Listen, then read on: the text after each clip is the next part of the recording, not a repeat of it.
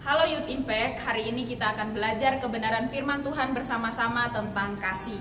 Kita akan melihat kebenaran firman Tuhan di dalam Lukas pasal yang ke-6 ayat 27 dan 28.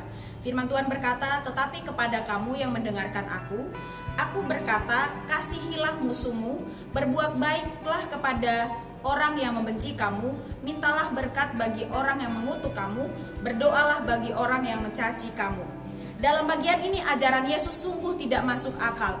Masakan kita diminta berbuat baik atau mengasihi musuh kita? Masakan kita diminta untuk meminta berkat dari orang yang mengutuk kita? Atau kita disuruh untuk kita berdoa bagi musuh kita? Mungkin sangat tidak masuk akal bagi kita. Pada saat kita dipermalukan oleh orang lain, apakah kita harus berdiri dan mengatakan terima kasih sudah mempermalukan aku? Atau ada teman kita yang mengutang kepada kita mau mengatakan bahwa sudah aku mengikhlaskan utangku. Mungkin kalau 100.000 nggak apa-apa, tapi kalau 1 juta mungkin kita akan berpikir. Nah, di dalam bagian ini, di sini Yesus hendak mengajarkan kepada kita untuk menyelesaikan suatu masalah ataupun keadaan yang sedang kita hadapi dengan cara yang berbeda dari konsep yang umum. Konsep adil bagi manusia di sini adalah gigi ganti gigi, mulut ganti mulut, mata ganti mata, dan apa yang dilakukan oleh manusia menurut mereka adalah adil jika hal itu dilakukan sama-sama. Tetapi di sini Yesus menuntut kita untuk melakukan hal yang jauh lebih baik yang tidak umum bagi semua orang, yaitu cara hidup orang yang tinggal di dalam kerajaan Allah.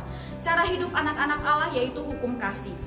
Yesus meminta kita di sini bukan untuk pasif tidak berbuat apa-apa, tetapi pada saat orang lain membenci kita, maka yang harus kita lakukan adalah kita mengasihi mereka dengan bertindak mendoakan mereka. Pada saat kita berdoa bagi mereka, maka sama halnya dengan kita melakukan perbuatan baik kepada mereka dan kita membalikan apa yang mereka lakukan kepada kita.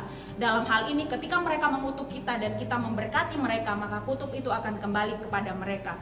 Untuk setiap anak-anak muda yang saya kasihi, terkadang ajaran-ajaran Alkitab itu tidak sesuai dengan kehidupan masa muda kita.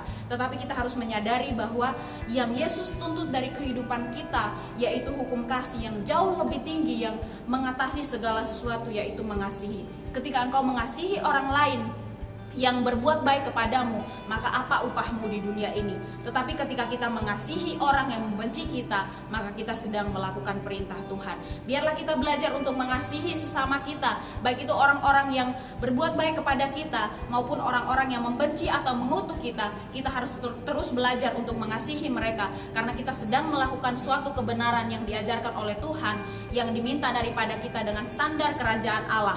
Kalau kita ingin hidup di dalam anak-anak Tuhan, kita hidup sebagai anak-anak Tuhan, maka kita harus mengasihi musuh kita, berdoa bagi mereka, bahkan kita memberkati mereka. Tuhan Yesus memberkati kita sekalian. Shalom Youth Squad. Bagaimana renungan pada hari ini? Memberkati kan? Nah, di hari ini kita akan bersama-sama kita mengikuti Misbah Dupa. Apa sih Misbah Dupa itu? Misbah Dupa adalah waktu di mana kita banyak memberi kepada Tuhan, memberi pujian kita, memberi penyembahan kita, memberi ucapan syukur kita kepada Tuhan. Jadi teman-teman, jangan sampai kelewatan ya, nanti di jam 6:30 malam. Dan satu lagi yang tidak kalah pentingnya juga, tetap jaga jarak, tetap memakai masker, dan jangan lupa mencuci tangan. Tuhan Yesus memberkati.